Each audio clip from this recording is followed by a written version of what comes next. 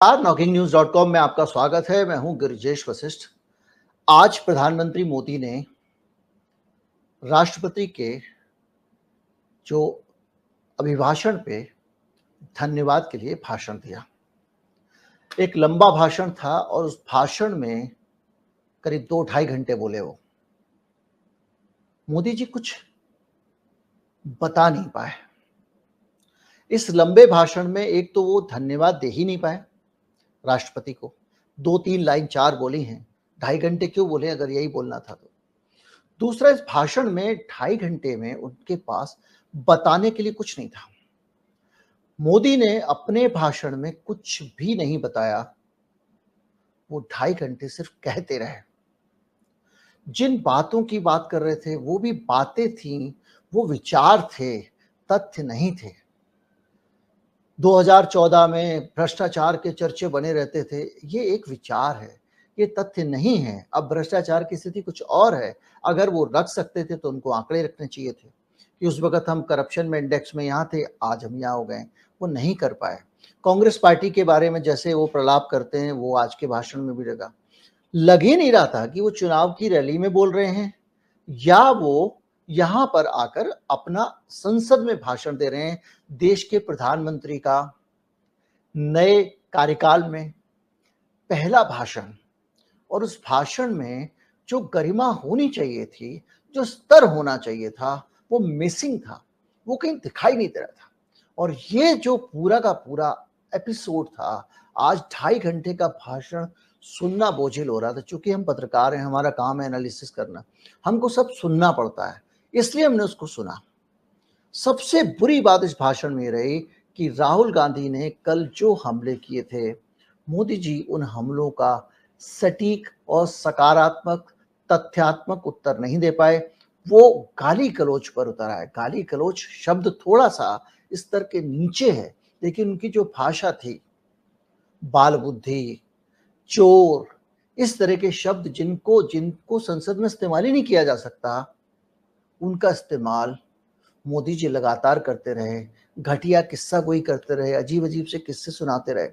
लग ही नहीं रहा था कि इस देश का, भारत जैसे महान देश का प्रधानमंत्री, उस देश का प्रधानमंत्री जो नेहरू अपने आसपास साहित्यकारों, बुद्धिजीवियों की आलोचनाओं को आमंत्रित करते थे, उनके साथ चर्चाएं करते थे और ज्ञान बढ़ाते थे, और उसके साथ साथ वो अपनी आलोचना करने वाले साहित्यकारों, पत्रकारों, उन सबको सम्मानित करते रहते थे ताकि उनकी नॉलेज बढ़िया से बढ़ी रहे।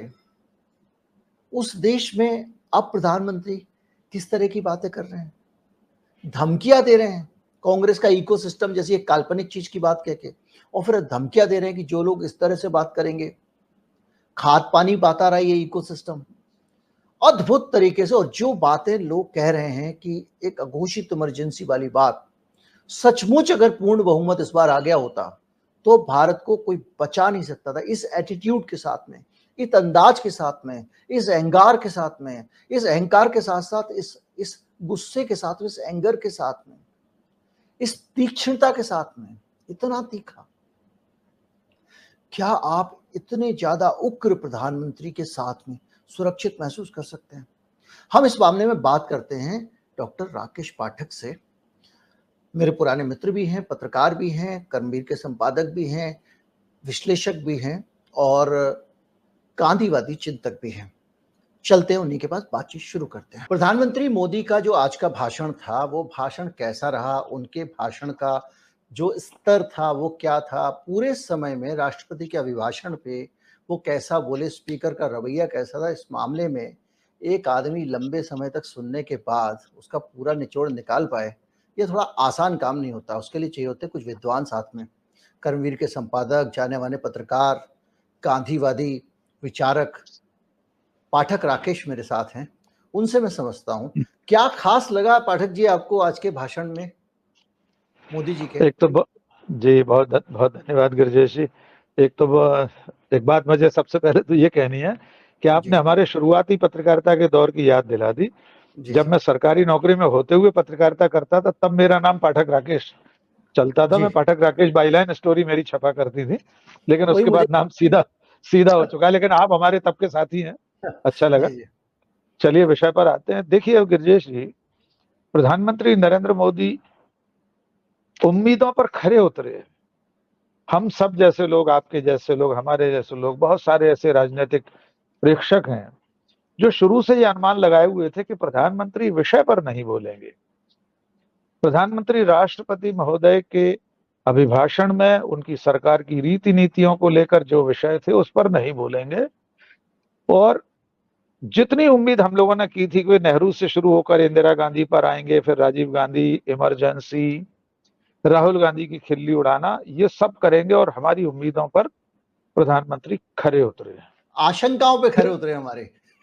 हम हम तो उसको पॉजिटिव लेते हैं कि हम लोग कम से कम सही समझ पा रहे हैं किसी व्यक्ति को। हम लोग जो जी, अनुमान लगा रहे हैं वैसा ही निकल रहे हैं वे, और इसके पीछे हमारा अनुभव है और उनके द्वारा हमें जो अनुभव पिछले 10 साल में दिया गया है वो इसके पीछे आधार है। जी। लेकिन गंभीरता से देखें गिरिजेश जी, आज का प्रधानमंत्री का भाषण निराशाजनक है। देश के मुखिया से ऐसे भाषण की अपेक्षा नहीं की जाती। मैं पहले विस्तार में जाऊं इससे पहले चंद शब्द मैंने नोट करके रखे, सोचकर रखा कि आज के उनके भाषण में क्या क्या विशेषताएं थी। तो सिर्फ शब्दों की बात कर लें। देखिए, आदमखोर, एनिमल, माँ की गाली, मुंह पर लहू लहू लग जाता है, श्राप, संविधान सर पर रखकर नाच रहे हैं, ड्रामा, तमाचा, गालियां, चोर, चोरी, अरे मौसी, शोले, परजीवी, तुमसे ना हो पाएगा, ये वे शब्द हैं। और बालक बुद्धि सबसे महत्वपूर्ण शब्द आज के भाषण का है, जिसमें स्पष्ट रूप से प्रधानमंत्री नेता प्रतिपक्ष को बालक बुद्धि कह रहे थे। ये सारे शब्द देश के मुखिया, देश के प्रधानमंत्री से अपेक्षित नहीं थे। इन शब्दों के बिना भी वे विपक्ष की आलोचना कर सकते थे। नेता प्रतिपक्ष के भाषण को भी वे कटघरे में खड़ा कर सकते थे, लेकिन तब उन्हें नेता प्रतिपक्ष के द्वारा उठाए गए मुद्दों पर बात करना पड़ती। तो आज का कुल मिलाकर जो नरेंद्र मोदी जी का भाषण है वो उनकी हताशा, निराशा और बौखलाहट का ही प्रकटीकरण है। चुनाव में उनको जो नतीजे मिले हैं वे अच्छी तरह जानते हैं। चरम अहंकार के प्रदर्शन के बावजूद उन्होंने अपने आप को अविनाशी कह दिया, अवतार बता दिया, नॉन बायोलॉजिकल कह दिया, सब कुछ कह दिया, 400 पार का नारा लगा दिया, हिंदू मुसलमान कर लिया। इसके बावजूद देश की जनता ने उन्हें पिछली बार से कितनी सीटें कम सौंपी हैं, इसकी हताशा उनको दिखाई दे रही। जी, जी। एक चीज बताइए, कल जो राहुल गांधी का भाषण था, उस भाषण के दौरान लगातार स्पीकर उनको कह रहे थे कि देखिए, आप जो है ये इस विषय को मत भूलिए, ये भाषण जो है वो राष्ट्रपति के जो अभिभाषण है उस पर धन्यवाद प्रस्ताव पर है, आप उसी विषय पर बोलें, माननीय सदस्य उसी पर बोले, बार बार एक बात वो कह रहे थे उनको। दूसरा, वो उनको कह रहे थे कि माननीय सदस्य सदन की गरिमा का ख्याल रखें।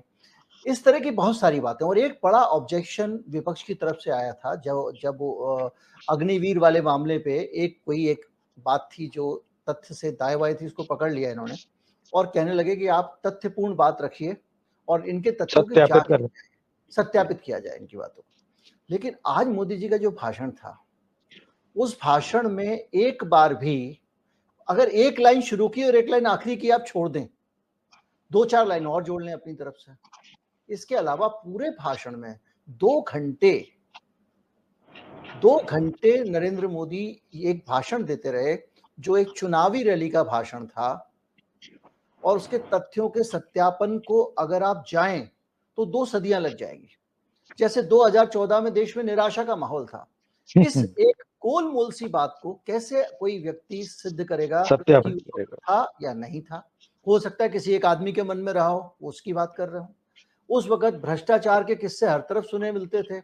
अभी एक नरेंद्र मोदी करप्ट नरेंद्र मोदी कुछ करके एक वेबसाइट है, उस पे हजारों भ्रष्टाचार के मामले पड़े हुए हैं। तो उस वक्त भ्रष्टाचार के मामले ही चला करते थे। इन सब बातों को हर तरफ भ्रष्टाचार की गूंज थी। एक गोल गोल बातें, भारत जो है वो तीसरी अर्थव्यवस्था बन जाएगा, कोई रोड मैप कैसे बनेगा, सरकार ने क्या प्लान किया है, आज तक नहीं बताया है। ये ठीक वैसा है जैसे मैं आके कहूँ कि मैं अभी जो है बस गुरु मिलता हूँ, मैं 4-5 दिन बाद चांद पे दिखाई दूंगा आपको। कैसे जाओगे भैया, सीढ़ी है आपके पास, रॉकेट है, क्या है, कुछ नहीं। और वो आज तक इतने दिनों से वो इसको दोहराए जा रहे हैं। अब लोग भी कहने लगे हैं, बहुत सारे लोग जो उनके फॉलोअर हैं, उनके जिनको लोग भक्त कहते हैं, वो भी इन बातों को दोहराने लगे हैं कि भारत विश्वगुरु बन गया है, भारत ने ये जी तरक्की कर ली है, डिफेंस में तरक्की कर ली है। क्या तरक्की कर ली है भैया? बहुत तरक्की की है। फिर मैंने कहा कुछ तो बताइए क्या तरक्की हुई है? अरे आप मेरी बात नहीं मानेंगे, मैं एयरफोर्स में काम करता था। तो लेकिन ये तथ्य जो नहीं है उनके पास भी। नहीं है, तो प्रधानमंत्री का जो भाषण था उसी तरह के ऐसे तथ्यों पे आधारित था जिनको तथ्य कहा ही नहीं जा सकता और जिनकी पुष्टि कहीं से हो ही नहीं सकती। और वो लगातार ये सब बोलते रहे और सबसे दुर्भाग्यपूर्ण उनका जो भाषण का हिस्सा रहा वो ये रहा, जब वो प्रधानमंत्री होते हुए, सदन के नेता होते हुए, अपने ही सदन के सदस्यों के बारे में बेहद कई तो असंसदीय शब्द उन्होंने इस्तेमाल किए। बिरला साहब को पता नहीं क्यों उस वक्त नियम याद नहीं आ रहे थे और वो बोले जा रहे थे। तो ये पूरा जो एक भाषण लगता है, आपको लगता है कि ये भाषण प्रधानमंत्री कल राहुल गांधी के हमलों से विचलित हो गए, वो अपने आप को अब संतुलित नहीं रख पाए और उन्होंने तेरी माँ की के जवाब में तेरी बहन की करना शुरू कर दिया? देखिए गृजेश जी, प्रधानमंत्री के भाषण और लोकसभा अध्यक्ष की भूमिका, दो प्रश्न हैं आपके, अलग अलग इसको लेते हैं। पहली बात तो ये है कि लोकसभा अध्यक्ष जिस तरह से प्रतिपक्ष को रोकने के लिए बायां हाथ इस्तेमाल करते हैं, पिछले 7 दिन में अगर आप गिनने चलेंगे गिरजेश जी, तो दाहिना हाथ तो उनका गिनी चुनी बार उठा होगा जो ट्रेजरी बेंचेस की तरफ है, लेकिन बायां हाथ उनका पूरे समय ऑटोमेशन में ऐसे रहता है जैसे ऑटो उसको कहीं सेट कर दिया गया, दिन भर ऐसे ऐसे करते रहते हैं।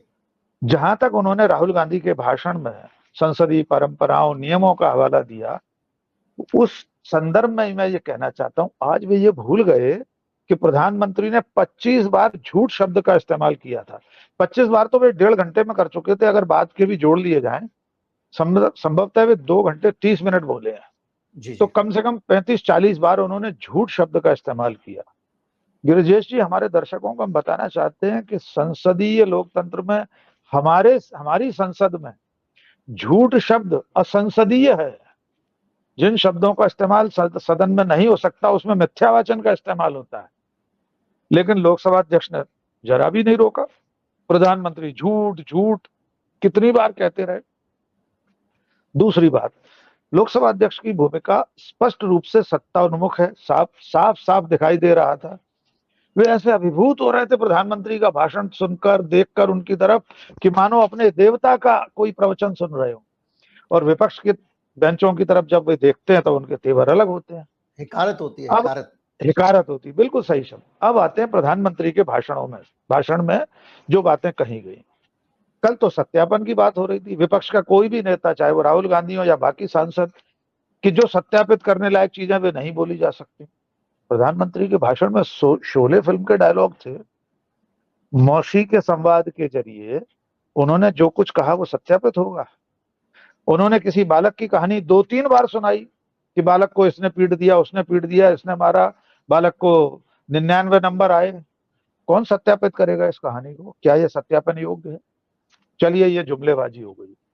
अब आते हैं तथ्यात्मक बातों पर। गिरिजेश जी, एक इतनी गंभीर बात कही है प्रधानमंत्री ने। उन्होंने कहा कि 1947 से अब तक, देश की आजादी के बाद से अब तक, कांग्रेस हमारी सेनाओं को कमजोर करने का काम कर रही है। जल थल नभ तीनों शब्दों का उन्होंने इस्तेमाल किया।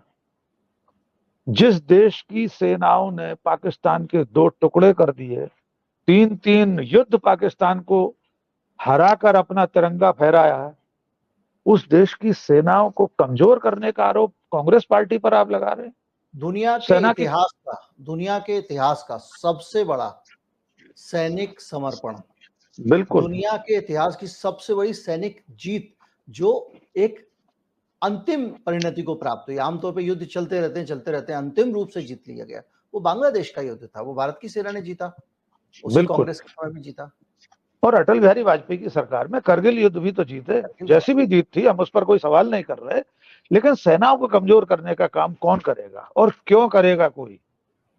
तीसरा, उन्होंने भ्रष्टाचार की बात कही कि 2014 से पहले हर आदमी के मन में ये गूंजता रहता था 24 से लेकर अब तक कितने भ्रष्टाचार के मामले सामने आ गए। नोटबंदी अपने आप में इतना बड़ा भ्रष्टाचार, इलेक्टोरल बॉन्ड, सुप्रीम कोर्ट को जिस स्कीम को रद्द करने का आदेश देना पड़े, जो स्कीम वापस ली गई हो, जिसको लेकर इतने सारे तथ्यात्मक आंकड़े आ चुके हैं कि किस तरह चंदा ले लिया गया, किस तरह सरकारी एजेंसियों के जरिए धमकाकर चंदा वसूली की गई, किस तरह स्लॉटर हाउस चलाने वाली कंपनियों से चंदा लिया गया, वो अपने आप में एक भ्रष्टाचार। और और सबसे चंदा मिलने ताजा के बाद मुकदमे वापस हो गए, मुकदमे वापस रिहाई हो हो गए। गए। जी। बिल्कुल। और सरकारी गवाह बन गए उसमें से कुछ लोग तो। और सबसे बड़ा जिसका जिक्र आज मल्लिकार्जुन खड़गे ने शायद आज किया या कल किया है सदन में, वो है शेयर मार्केट का घोटाला। चुनाव के समय मतदान से 3 दिन पहले देश का प्रधानमंत्री, देश का गृह मंत्री, देश का वित्त मंत्री लोगों को शेयर खरीदने की सलाह दे रहा है। गिरजेश जी, हमारे यहाँ कानून है, जो शेयर मार्केट में सेबी के रजिस्टर। गाइडलाइंस हैं कि अगर मैं किसी को ये बता दूं कि फला शेयर खरीद लो, जी तो मेरे ऊपर प्रतिबंध लग सकता है। बिल्कुल। जो व्यक्ति बाकायदा सेबी में रजिस्ट्रेशन जो करना होता व्यक्ति है। रजिस्टर्ड एडवाइजर नहीं है, उसके अलावा कोई सलाह नहीं दे सकता। जी। दूसरे, ये तो प्रधानमंत्री का काम ही नहीं है ना। प्रधानमंत्री और गृह मंत्री क्यों लोगों से शेयर खरीदने की बात कर रहे हैं। जी। फिर उसके बाद जिस तरह शेयर मार्केट बैठा, 30 लाख करोड़ रुपए का नुकसान हुआ इस देश के लोगों को। मल्लिकार्जुन खड़गे ने पूरी क्रोनोलॉजी समझाई है कल सदन में। क्या वो भ्रष्टाचार नहीं है? कितनी बातें प्रधानमंत्री के भाषण में ऐसी हैं जिनका सत्यापन नहीं हो सकता। वे नेहरू जी के बारे में कह रहे हैं कि पंडित जवाहरलाल नेहरू आरक्षण के विरोधी थे। कमाल है। मतलब इन बातों का क्या उत्तर दिया जाए। और राजनीतिक विषय पर ही आ जाए, वे कह रहे हैं कि डॉक्टर भीमराव अंबेडकर को पंडित जवाहरलाल नेहरू और कांग्रेस ने चुनाव में हरवा दिया। तो राजनीति में चुनाव में किसी प्रत्याशी के खिलाफ चुनाव लड़ना कोई अपराध है? भारत का संसदीय लोकतंत्र तो हो सबके खिलाफ। कल को कोई ये कहने लगे कि साहब नरेंद्र मोदी के खिलाफ कांग्रेस ने अजय राय को चुनाव लड़वाया, बहुत अपराध कर दिया, स्मृति ईरानी को किशोरी लाल शर्मा ने हरा दिया, आज से 50 साल बाद कोई कहे बताइए स्मृति ईरानी जैसी नेता को कांग्रेस ने हरवाकर बहुत बुरा काम किया था। अंबेडकर दूसरी पार्टी के नेता थे, कांग्रेस ने उनके खिलाफ अपना प्रत्याशी उतारा। राजनीति में, चुनावी मैदान में सब एक दूसरे के खिलाफ चुनाव लड़ते हैं। ऐसी अनर्गल बातें करके प्रधानमंत्री ने आज 2.5 घंटा काट दिया। और मूल विषय पर लौटे गिरजेश जी। आज था क्या? आयोजन क्या था? आयोजन था भारत के महामहिम राष्ट्रपति, राष्ट्रपति महोदया, उनके संसद में दिए गए अभिभाषण पर देश के प्रधानमंत्री यानी सदन के नेता का धन्यवाद भाषण। उन्होंने पूरे 2.5 घंटे के भाषण में शायद 1 या 1.5 मिनट राष्ट्रपति के अभिभाषण में आए हुए बिंदुओं पर बात रखी। एक वाक्य में देश का सबसे बड़ा मुद्दा इस वक्त जो है नीट की परीक्षा, पेपर लीक, एक वाक्य बोला है गिरजेश जी कि राष्ट्रपति जी ने उस पर चिंता जाहिर की है। एक वाक्य। मणिपुर तो मुझे सुनाई नहीं दिया, जबकि राष्ट्रपति के भाषण में था मणिपुर को लेकर। नहीं, उत्तर मणिपुर पे पूर्व में हम लोग लगातार विपक्ष नारेबाजी करता रहा कि मणिपुर पे बोलिए बोलिए बोलिए, पूरे पूरे समय नारेबाजी।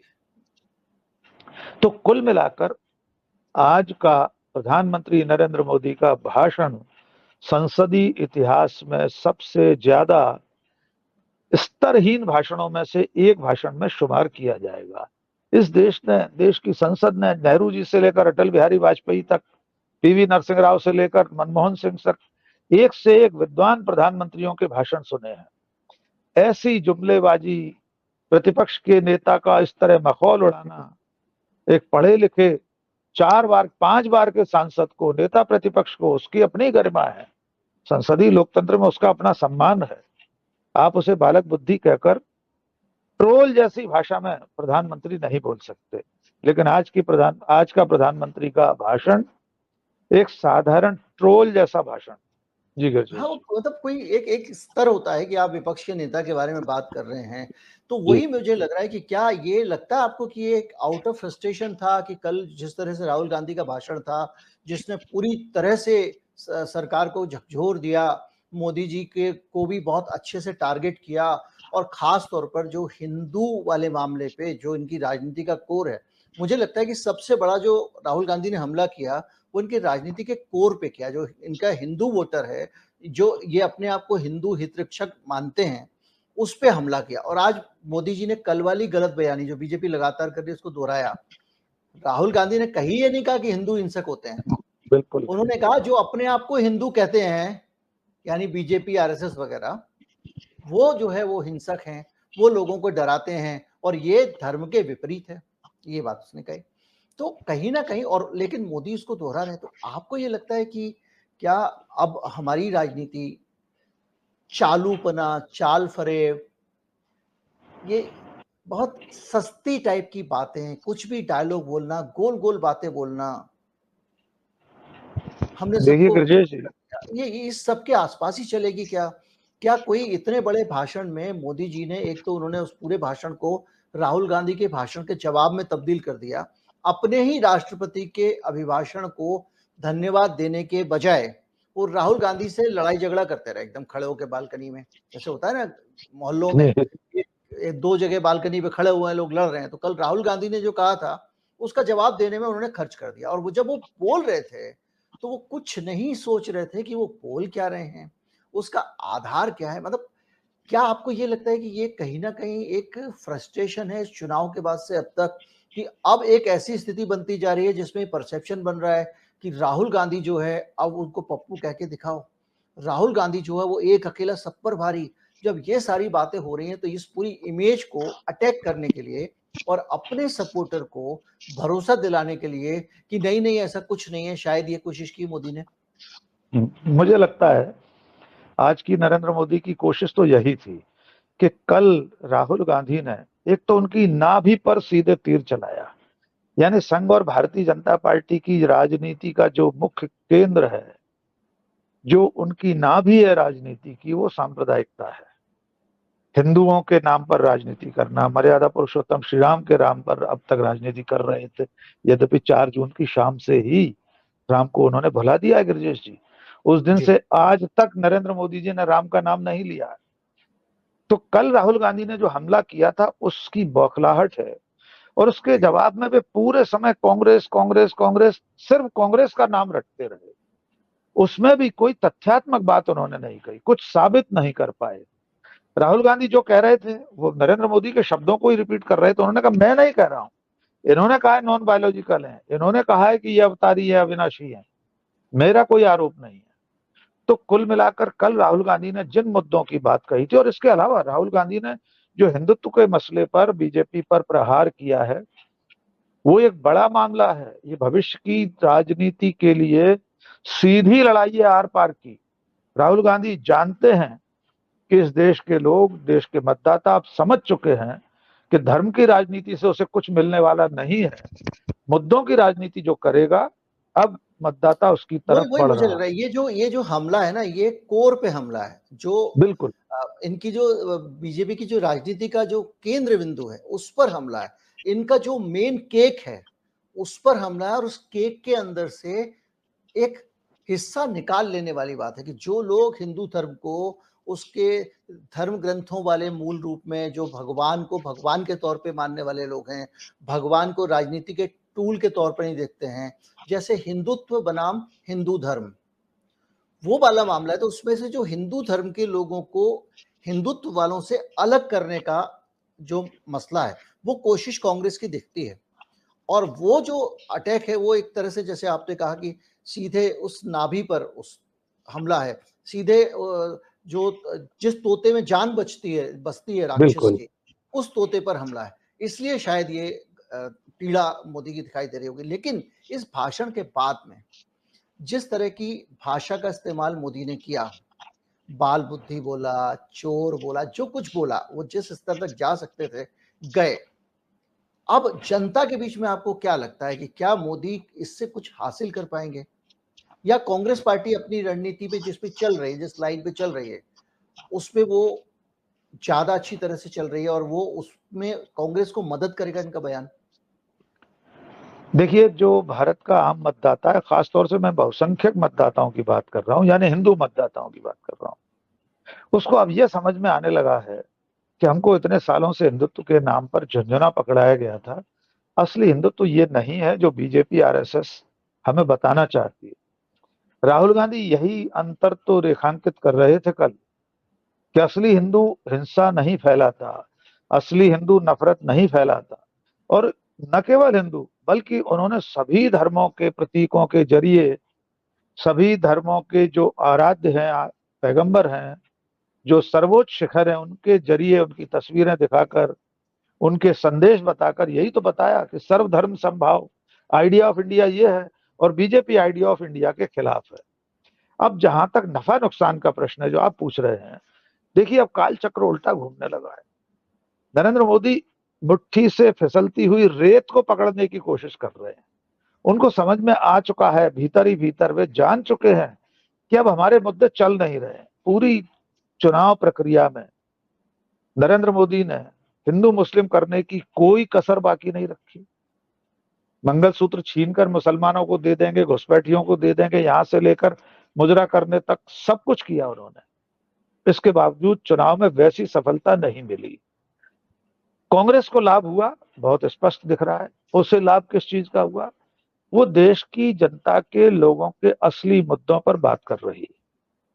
सदन जिस दिन बैठा था गिरिजेश जी, पहले दिन राहुल गांधी ने कहा कि हम नीट पर बात करना चाहते हैं, लाखों करोड़ों युवाओं के भविष्य की बात है।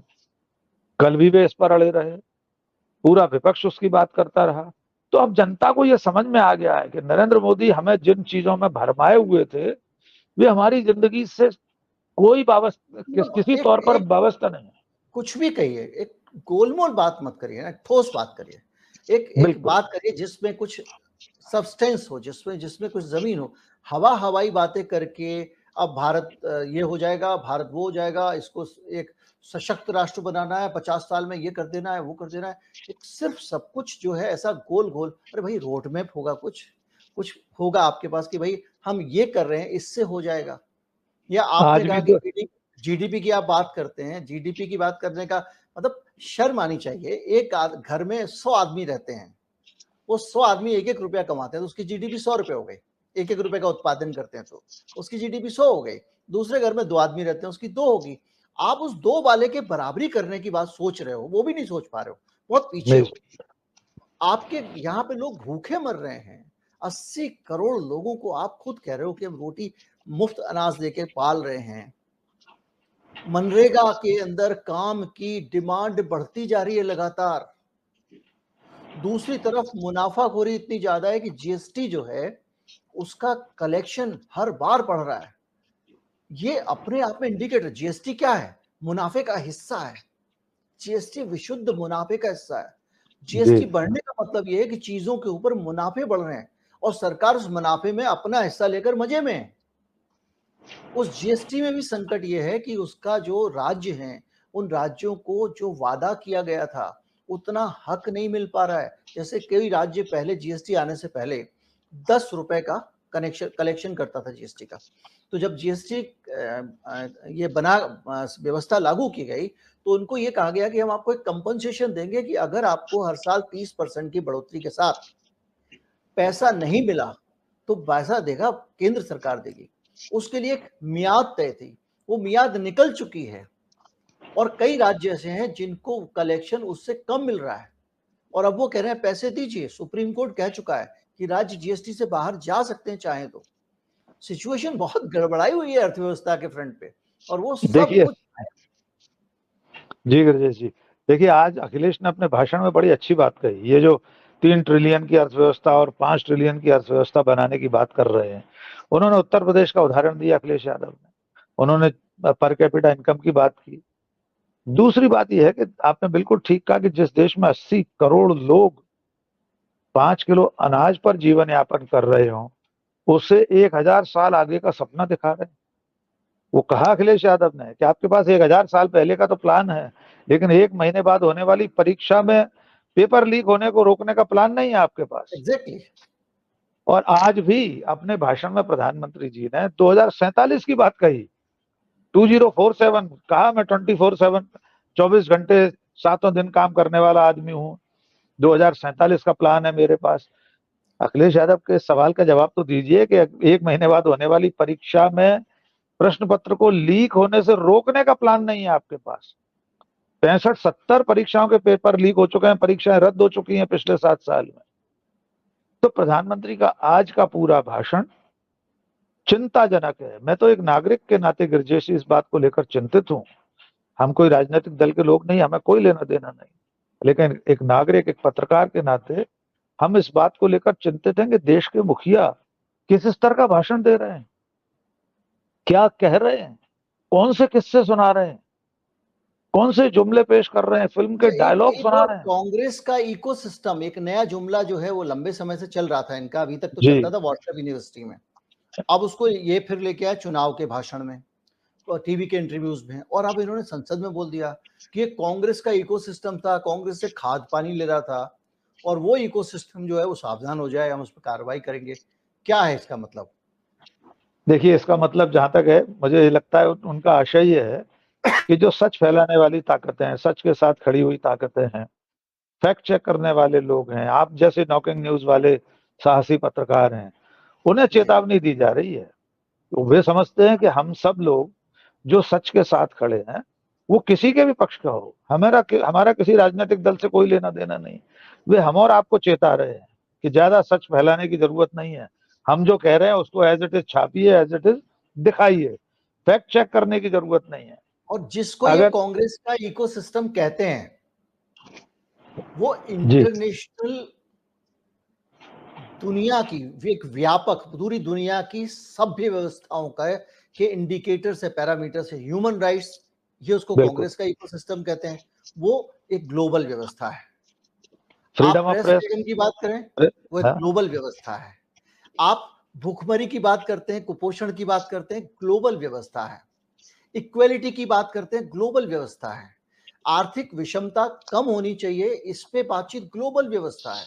यहां तक कि पूंजीवादी व्यवस्था भी इस बात को लेकर चिंतित रहती है, और ये कहते हैं ये कांग्रेस का इकोसिस्टम है। तो क्या ये कभी कभी लगता नहीं आपको कि ये कुछ कह नहीं रहे हैं, ये सिर्फ जो लोग इनके चक्कर में आ गए हैं उन लोगों को ये चाहते हैं कि वो वहीं फंसे बने रहे?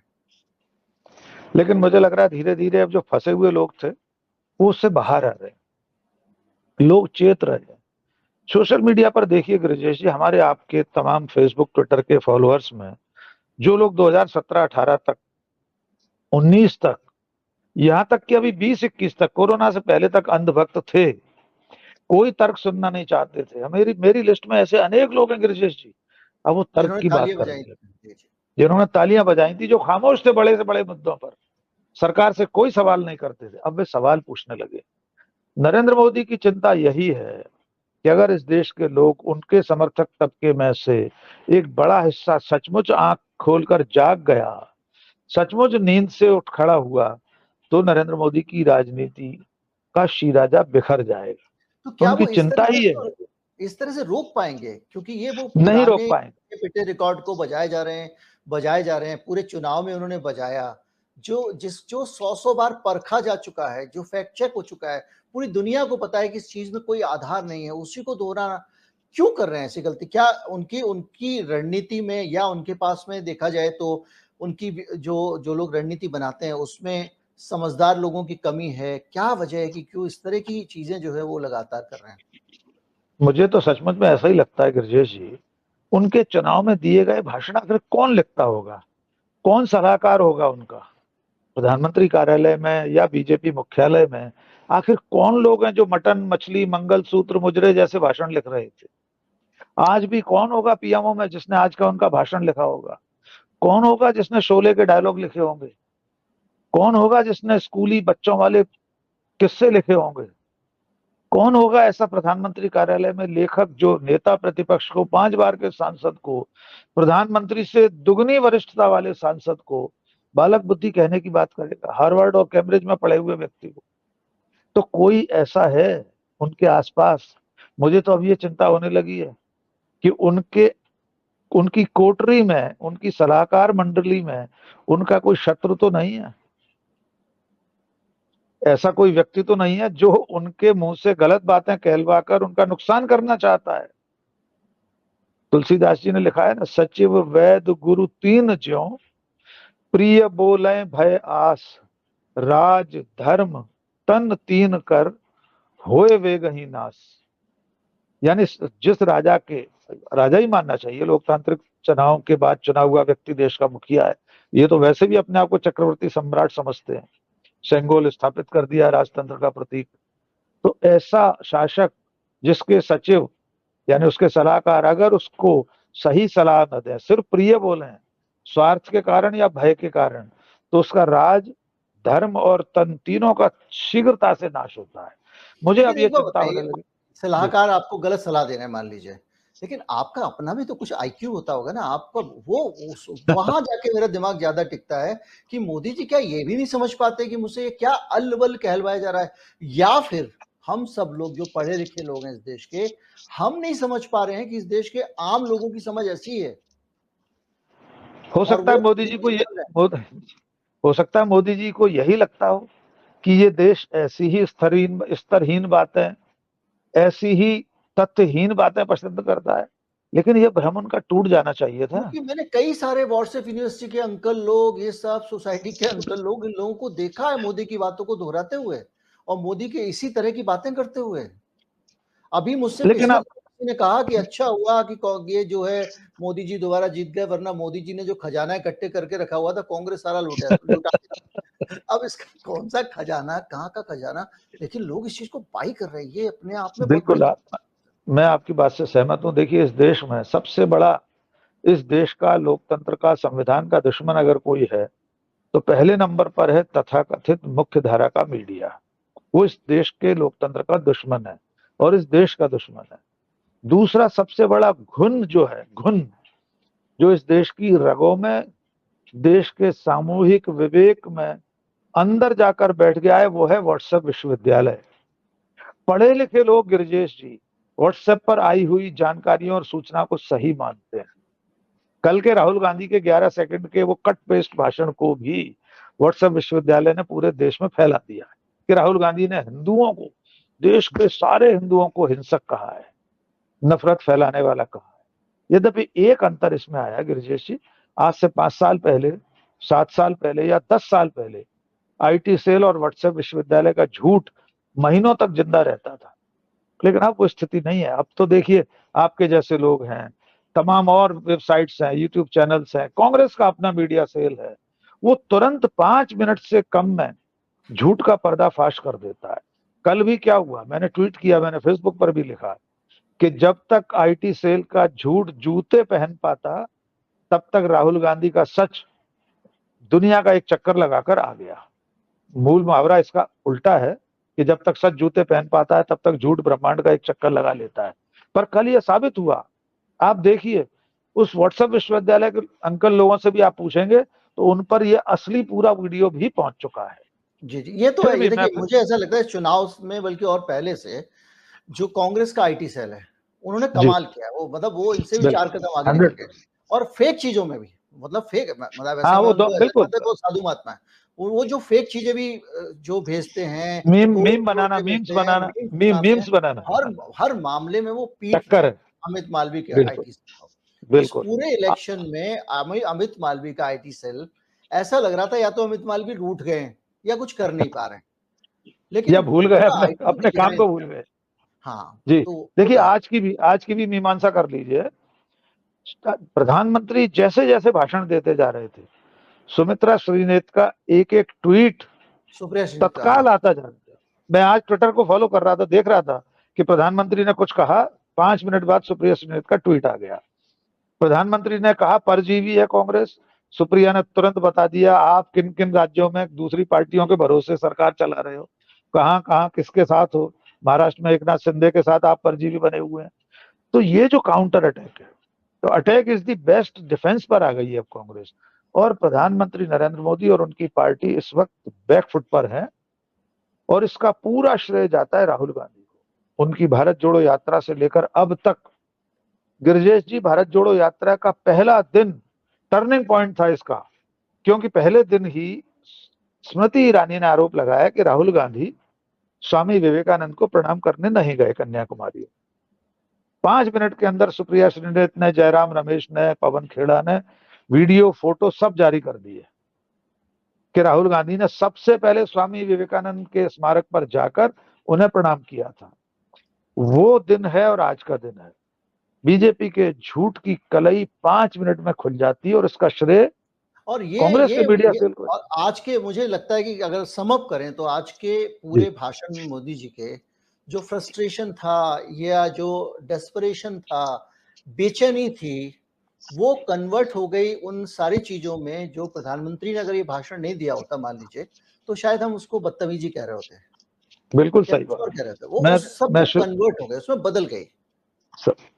मैं आपके शुरुआत से लेकर अब तक, मैं स्वयं भी और आप भी, हम लोग अपने आप को बड़ी मुश्किल से रोके हुए हैं कि ज्यादा कटु या कठोर शब्द प्रधानमंत्री के भाषण को लेकर हमारे मुंह से न निकल जाए, क्योंकि हमारे संस्कार ऐसे नहीं है। हम देश के मुखिया को लेकर ऐसा कोई शब्द इस्तेमाल नहीं करना चाहते, लेकिन सच यही है जो आपने कहा कि वो बदतमीजी ही है। उनका भाषण अशालीनता की पराकाष्ठा है, हमें तो सारी हदें पार कर गया, इतना पद अशालीन। की कम से कम प्रधानमंत्री नरेंद्र मोदी से हमें कोई लेना देना नहीं, लेकिन नरेंद्र मोदी नाम का व्यक्ति देश के प्रधानमंत्री की आसंदी पर बैठा है।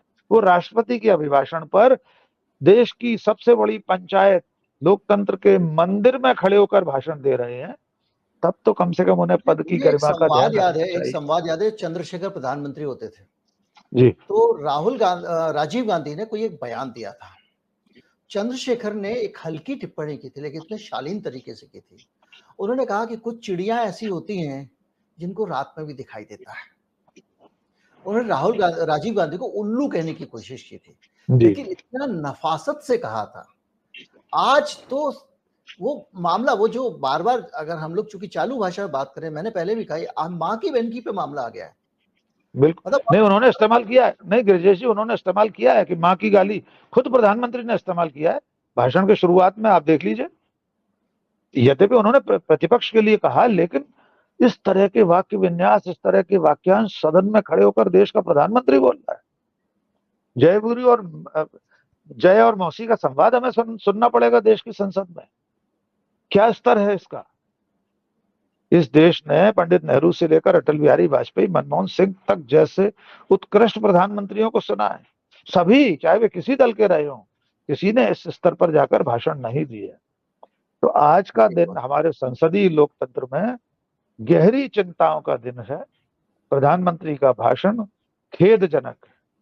जी गिरजेश जी, थैंक यू वेरी मच, बहुत बहुत शुक्रिया, आपने समय निकाला। और इत्तेफाक ऐसा रहा कि मैं बता दूं दर्शकों को कि हमारा तो बचपन का साथ है, समझ लीजिए। बिल्कुल, हम लोग बाल सखा हैं, और बाल सखा हैं। ऐसा 10 बार, 4-5 बार तो हो गया कि हमने इंटरव्यू रिकॉर्ड किया और उसमें कुछ तकनीकी गड़बड़ी आ गई और वो जा नहीं पाया। और ये आपका एक अपनापन है, आपका एक प्रेम है कि उसके बावजूद कभी आपने ये नहीं कहा कि यार क्या है ये, आप हमारे भाई हैं, आप मित्र हैं और भाई हैं, और हमेशा साथ हैं हम लोग एक दूसरे के, क्योंकि हम लोग लोकतंत्र के सिपाही हैं, पत्रकारिता के विद्यार्थी, हम लोग सब एक साथ काम कर रहे हैं। बहुत बहुत धन्यवाद आपका पाठक जी, और उम्मीद करता हूँ कि जो है अब इस चर्चा के जरिए हमारे दर्शक जो है वो काफी हद तक समझ पाएंगे चीजों को। मेरे दूसरे चैनल पे पूरा भाषण है मोदी जी का और राहुल गांधी जी का, ये सुन सकते हैं। ये थे डॉक्टर राकेश पाठक, जाने माने पत्रकार और विश्लेषक। एक चीज इस पूरे मामले में जो साफ हुई है पूरे डिस्कशन से, कि हमारे प्रधानमंत्री जी ने जो भाषण दिया वो उनकी गरिमा के अनुरूप नहीं था, पहली चीज। दूसरी चीज, इस भाषण के जरिए कांग्रेस पार्टी का जो कल का हमला था उसको मोदी जी झेल नहीं पाए हैं, ये भी दिखाई दे रहा था। तीसरी चीज, इस भाषण के जरिए जो ये पता चली वो ये पता चली कि मोदी जी के पास अब कहने को कुछ नहीं रह गया है। चौथी चीज ये पता चली कि जो रणनीति है इस बार, देखिए जब आप सदन शुरू होता है आप चुनाव की तैयारियों में लग जाते हैं, हर पार्टी अपनी अपनी लाइन चुन लेती है। मोदी जी की कोई लाइन दिखाई नहीं दे रही है कांग्रेस की निंदा करने के अलावा। कांग्रेस पार्टी ने चुन लिया है कि जो हिंदू पक्ष है, हिंदूवाद है, हिंदुत्व के अंदर से असल हिंदुओं को निकाल के बाहर लाना, वो उस दिशा में काम कर रहे हैं। वो लगातार बीजेपी ईमानदार नहीं है, नैतिक रूप से ईमानदार नहीं है, इसको स्थापित करने में लगे हैं। स्पीकर के कैरेक्टर पे भी बार बार सवाल उठाते हैं, उसको तय करते हैं कि आपका राजनीतिक चरित्र ऐसा है, आप ईमानदार नहीं हैं। तो उस पर कांग्रेस पार्टी अपना काम करती जा रही है। और मोदी जी जिस तरह की भाषा, जिस तरह की चीजें इस्तेमाल कर रहे हैं, कभी कभी लगता है कि या तो उनके जो सलाहकार हैं वो उनको डुबोना चाहते हैं, या मोदी जी चाहते हैं कि उनकी विदाई जब हो तो उसके बाद पार्टी में ऐसा कुछ ना बचे जिसको कोई संभाल पाए। अब आप कमाओ, अपने आप खाओ, मोदी इस स्तर तक पहुंचा है तो आप इससे आगे कैसे जा सकते हो? मोदी ने बहुत बड़ी लकीर खींच दी है। ये भी शायद उनके दिमाग में हो सकता है। जो भी हो, उम्मीद करता हूं वीडियो आपको अच्छा लगा होगा। अच्छा लगा हो तो ज्यादा से ज्यादा लोगों तक पहुंचाएं, चैनल को सब्सक्राइब कर लें। नमस्कार, जय हिंद।